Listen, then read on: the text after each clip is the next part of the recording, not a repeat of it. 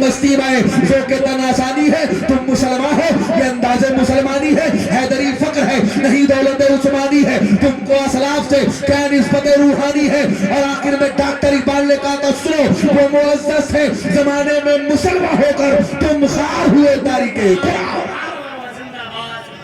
بتائیں آج آپ نہ جانے کس کو فالو کرتے ہیں، کس کے پیچھے چلتے ہیں۔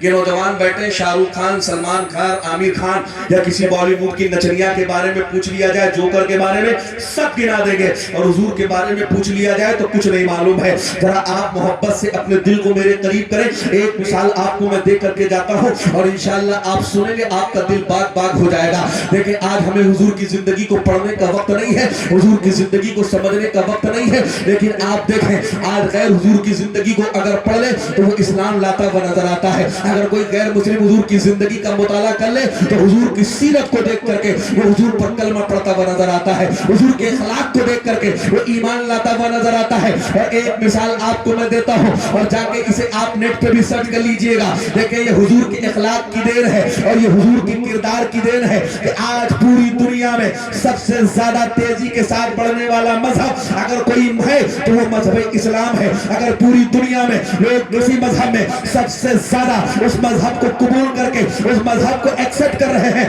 تو اس مذہب کا نام مذہب اسلام ہے۔ یہ جو مذہب اسلام آج پوری دنیا میں پھیلا ہے اور ہم تک اور آپ تک پہنچا ہے، یہ دین ہے حضور کے کردار کی اور یہ دین ہے حضور کے اخلاق کی۔ ایک مثال آپ کو میں دیتا ہوں، دیکھیں کس عظیم نبی کا کلمہ ہم اور آپ پڑھتے ہیں۔ جتنے لوگ ہیں سب توجہ کریں، سب سوشل میڈیا سے جڑے ہوئے ہیں اور آپ کو میں دعوت فکر دے کے جاتا ہوں، آپ چاہیں تو اس کو جا کر کے آپ سرچ کر سکتے ہیں، آپ پڑھ سکتے ہیں۔ ذرا توجہ میری طرف کر لیں، دیکھیں ایک شخص ہے حضور نے حضور کے بارے میں کہا کیا ہے اور حضور کے بارے میں اس نے لکھا کیا ہے، اسے آپ سن لیں اور اس کے بعد میری گفتگو اختتام کو پہنچتی۔ توجہ کریں، دیکھیں ایک شخص ہے جس کا نام ڈاکٹر ایچ مائیکل ہارٹ ہے۔ کیا نام ہے؟ Doctor H Michael Hart. دیکھیں یہ ڈاکٹر ایچ مائیکل ہارٹ کون ہے؟ یہ آج بھی زندہ ہے، 90 سال سے زائد اس کی عمر ہو گئی ہے، امریکہ کا رہنے والا ہے اور یہ تعلیمی اعتبار سے سائنسداں ہے اور اپنے پیشے کے اعتبار سے یہ سیاست داں بھی ہے اور اپنے وقت کا لائر بھی ہے، ایڈوکیٹ بھی ہے، وکیل بھی ہے،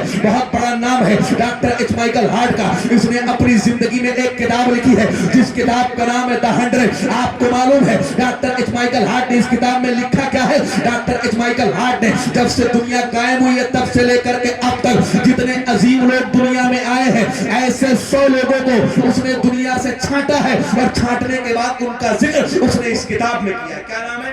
ڈاکٹر ایچ مائیکل ہارٹ۔ کتاب کا نام آپ سن لیں، دی 100۔ کیا جا کے آپ گوگل پہ سرچ کر لیجئے گا، اگر غلط ہو تو ابھی میں قیام گاہ پہ رہوں گا، آ کے آپ مجھ سے مل سکتے ہیں۔ آپ لکھیں گے گوگل پہ جا کے THEHUNDRED آپ لکھیں گے، آپ کو ایک کتاب نظر آئے گی، ذرا غور سے سن لیں۔ دیکھیں ڈاکٹر ایچ مائیکل ہارٹ نے اس کتاب میں لکھا کیا، زیادہ تفصیل کا وقت نہیں ہے، بس میں اشارہ دے کر کے گزرنا چاہتا ہوں۔ توجہ کریں، محبت سے بول دیں ایک مرتبہ یا رسول اللہ۔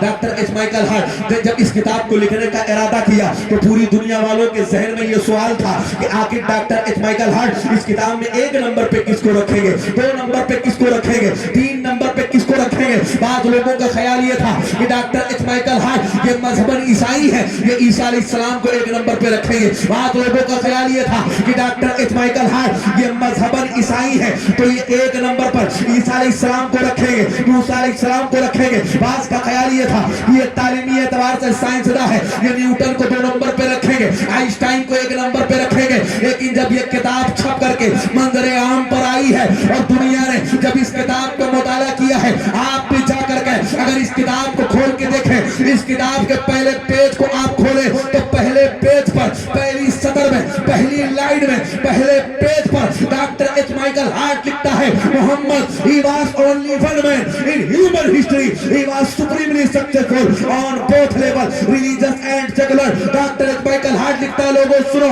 جب سے دنیا قائم ہوئی ہے تب سے لے کر کے اب تک پوری دنیا میں مذہبی اعتبار سے اور سماجی اعتبار سے اگر کوئی شخص سب سے زیادہ کامیاب ہوا ہے تو وہ مسلمانوں کے رہنما محمد الرسول اللہ۔ نعرہ تکبیر، نعرہ رسالت۔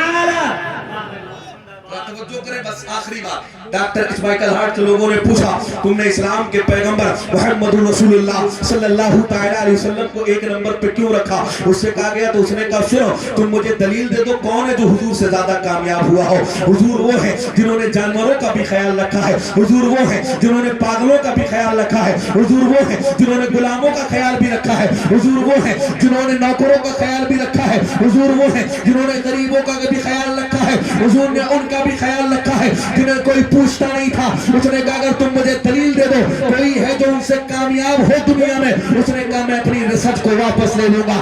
آج بھی کئی سال گزر گئے ہیں, کوئی کوشش کر کے بھی کسی کو ہمارے اور آپ کے حضور سے زیادہ, ہمارے اور آپ کے آقا سے زیادہ عظیم اور گریٹ پیش نہیں کر سکا ہے. اور کوئی پیش بھی کیسے کر سکتا ہے؟ اس لیے کہ حضور وہ ہیں جن کی عظمت کو خود پروردگار بڑھاتا ہو اور اللہ فرماتا ہو وَرَفَعْنَا لَكَ ذِكْرَكَ, اے محبوب ہم نے آپ کے ذکر کو بلند کر دیا ہے. میرا امام کہتا ہے سارے اونچوں میں اونچا سمجھیے جسے ہے اس اونچے سے اونچا ہمارا. یہ ہے ہمارے آقا. بس آخری بات دیکھیں, یہ اسلام ہم تک پہنچا ہے کس کی دین ہے؟ حضور کے کردار کی دین ہے. آپ حضور کی زندگی کو پڑھ کے دیکھ لیجئے, ایک واقعہ بھی کوئی نہیں دکھا سکتا ہے, پوری دنیا کوشش کر لے کہ حضور نے کسی کی گردن پہ رکھ کے تلوار کا اور کلمہ پڑھ لے. نہیں, آپ دیکھیں 1 لاکھ کم و بیش 24,000 صحابہ کرام ہیں, ایک صحابی بھی آپ کو ایسا نہیں ملے گا جس نے حضور کی نماز کو دیکھ کر کے کلمہ پڑھا ہو, حضور کے روزوں کو دیکھ کے کلمہ پڑھا ہو, حج کو دیکھ کے کلمہ پڑھا ہو. نہیں, حضور کے کردار کو لوگوں نے دیکھا ہے اور کلمہ پڑھنے کے لیے تیار ہو گئے ہیں. ایسا حضور کا کردار ہے. حضور نے ایسا کردار دنیا کے سامنے پیش کیا ہے کہ لوگوں نے حضور کے کردار کو دیکھا, کلمہ پڑھنے کے لیے تیار ہو گئے. آخری مثال سنیں, اس کے بعد گفتگو ختم ہوتی ہے. دیکھیں اللہ کے نبی ہیں, کسی جنگ سے واپسی ہے, کسی غزوے سے واپسی ہے, آپ ایک درخت کے نیچے آرام کر رہے ہیں, آپ کی تلوار ذوالفقار بغل میں رکھی ہوئی ہے. کون سی تلوار؟ جن کے بارے میں کہا گیا لا فتح الا علی لا سیف الا ذوالفقار, یعنی حضرت علی رضی اللہ تعالیٰ عنہ جیسا نہ بہادر دنیا میں کوئی ہوا ہے اور نہ قیامت تک ہو سکتا ہے. اور ذوالفقار ایسی تلوار کا نام ہے کہ اس سے پہلے نہ ویسی تلوار آئی ہے اور نہ قیامت تک آ سکتی ہے. حضور کے بغل میں تلوار رکھی ہے. ایک یہودی آیا ہے جو دیہات کے علاقے کا رہنے والا ہے, خیر مسلم ہے, اس نے حضور کے بغل سے تلوار اٹھائی ہے اور تلوار ہاتھ میں لے کر کے حضور کو آواز دے کے کہتا ہے محمد آج تمہیں مجھ سے کون بچائے گا, آج تمہیں مجھ سے کون بچائے گا. حضور کی آنکھ کھلی ہے, حضور نے دیکھ کے کہا اللہ بچائے گا, اللہ بچائے گا. جب حضور نے کہا اللہ بچائے گا, اس کے ہاتھ سے تلوار چھوٹ گئی ہے. حضور نے فوراً تلوار اٹھائی ہے اور حضور نے کہا اب تجھے مجھ سے کون بچائے گا. وہ خاموش ہو گیا ہے. تو حضور نے کہا کیا کلمہ پڑھتا ہے؟ کیا یہ گواہی دیتا ہے کہ میں اللہ کا رسول ہوں؟ کیا تو یہ شہادت دیتا ہے کہ اللہ ایک ہے؟ اس نے کہا جان لینی ہے لے لو, لیکن کلمہ نہیں پڑھوں گا. آپ کو جان لینی ہے لے لو, لیکن اپنے باپ دادا کا مذہب نہیں چھوڑوں گا. حضور نے کہا جا, تو مجھے قتل کرنے آیا تھا, میں اپنی جان کے دشمن کو معاف کرتا ہوں. مورخین فرماتے ہیں جب وہ شخص اپنے قبیلے میں گیا ہے, اپنے گاؤں میں گیا ہے, اور جا کر کے جب قبیلے والوں سے اس نے حضور کے اخلاق کی بات لوگوں کو بتائی ہے, تو صرف وہ شخص نہیں, اس کا پورا کنبہ, پورا قبیلہ کلمہ پڑھ کر کے حضور پر ایمان لے آیا ہے. لیکن یہ اخلاق ہے حضور کا. میرا امام کہتا ہے سارے اچھوں میں اچھا سمجھیے جسے ہے اس اچھے سے اچھا ہمارا نبی. مانا کی زمین کو کوئی ظاہر نہ کر سکے, کچھ خار تو کم کر گئے گزرے جدھر سے ہم. وما علینا الا البلاغ. السلام علیکم. نعرہ تکبیر, نعرہ رسالت, نقیب ہندوستان.